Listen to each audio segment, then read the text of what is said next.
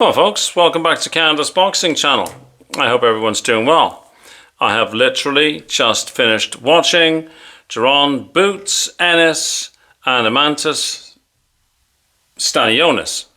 Brain freeze for a second. Pretty much as I predicted the other day. I thought that maybe the first round was Stanionis.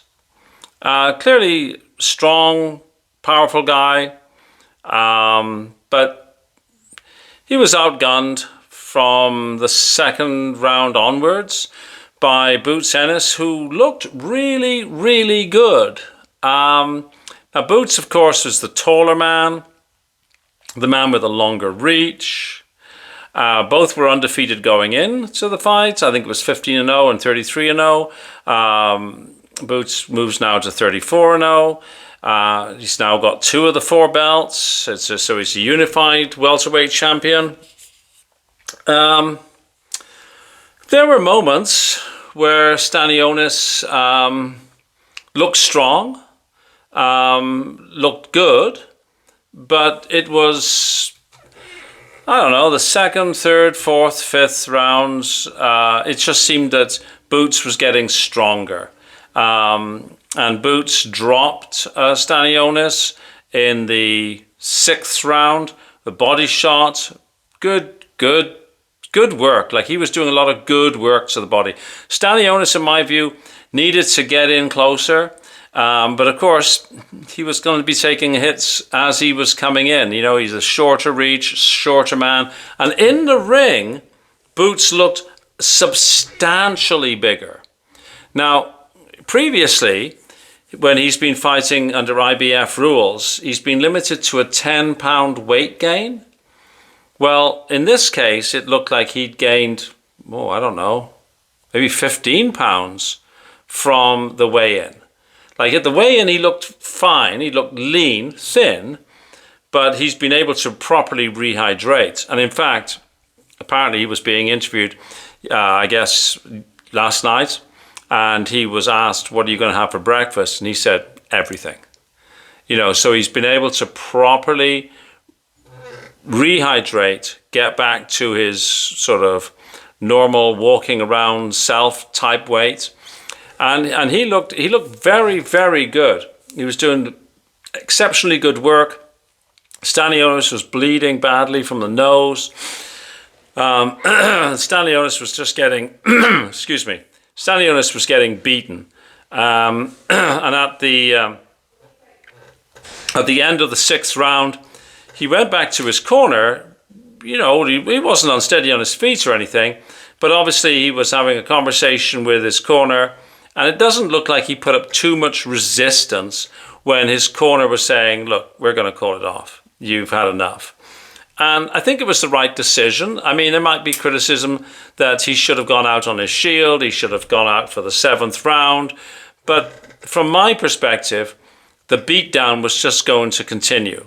It would have been nice in a way because I think I called it as a 7-round stoppage. Well, as it happens, it's 3 minutes of the 6th round because he doesn't come out for the 7th round. But it was pretty much as I predicted. I know some of the subscribers on here were saying how strong Stanionis was, and yeah, he looked strong. And in fact, total confession, I'd put a couple of bucks on Stanionis as the underdog because the odds were so much better here, for him, that is. But once the fight was past the 1st round, it was all Boots all the way. And I think it was the right thing for the corner to stop Stanionis from going out. His wife back in Lithuania is expecting a baby either like today or tomorrow. He's going to be a new dad. Who knows what could have happened? He could have gone out for the 7th and he could have spent, you know, some time in hospital, right? So live to fight another day. It wasn't going to get any better for him. The chances of him beating Boots on points was, in my view, 0 with 6 rounds in the bag. The chances of him knocking out Boots was not high.